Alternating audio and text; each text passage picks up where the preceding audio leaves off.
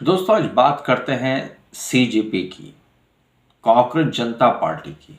इसकी शुरुआत कैसे हुई और इसकी आधारशिला किसने रखी है। तो ये 2026 मई की बात है जब इसकी आधारशिला रखी गई। और इसकी आधारशिला रखने वाले जो हैं वो आम आदमी पार्टी के पूर्व रणनीतिकार हैं।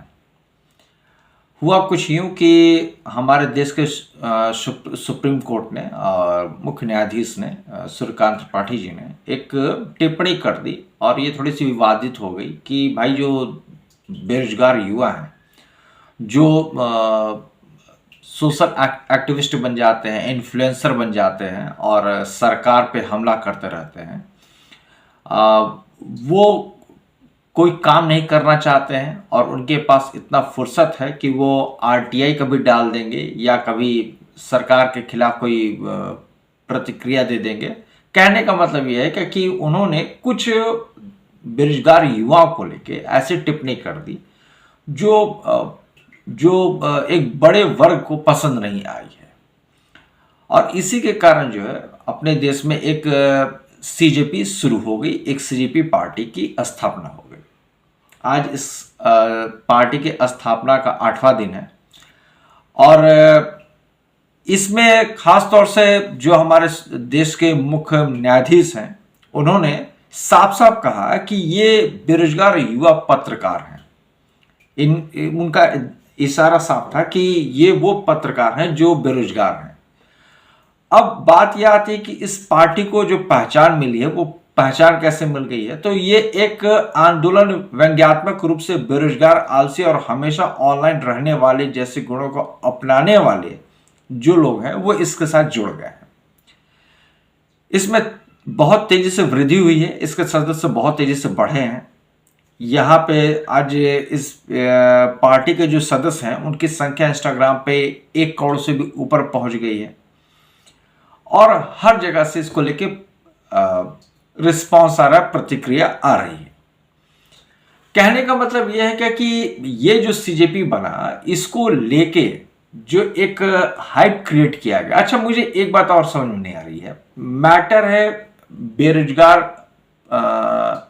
पत्रकार का जो कभी आरटीआई एक्टिविस्ट बन जाते हैं और सोशल मीडिया इन्फ्लुएंसर बन जाते हैं। और ये विवाद है सुप्रीम कोर्ट के चीफ जस्टिस और उन लोगों के बीच में जो इस तरीके की हरकत करते हैं, जिसको सुप्रीम कोर्ट ने परिजीवी बताया कि ये समाज के परिजीवी हैं, तिलचट्टे हैं जो सरकार पे हमला करते रहते हैं। लेकिन इसमें पीछे भारतीय जनता पार्टी कैसे आ गई, ये सोचने वाली बात है।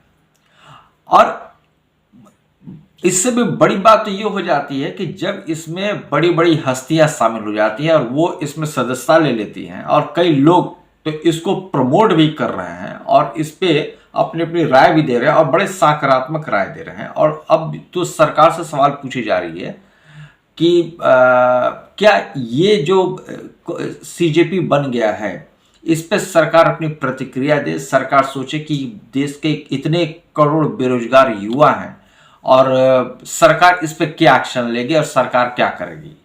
तो मुझे बात समझ नहीं आती है कि जब ये मुद्दा कोर्ट और इनके बीच में चल रहा है तो ये भाजपा इसके बीच में कैसे आ जाती है। हालांकि हमारे देश के जो कुछ ऐसे लोग हैं जो बात बात पे सरकार को अपनी तरफ खींचते रहते हैं।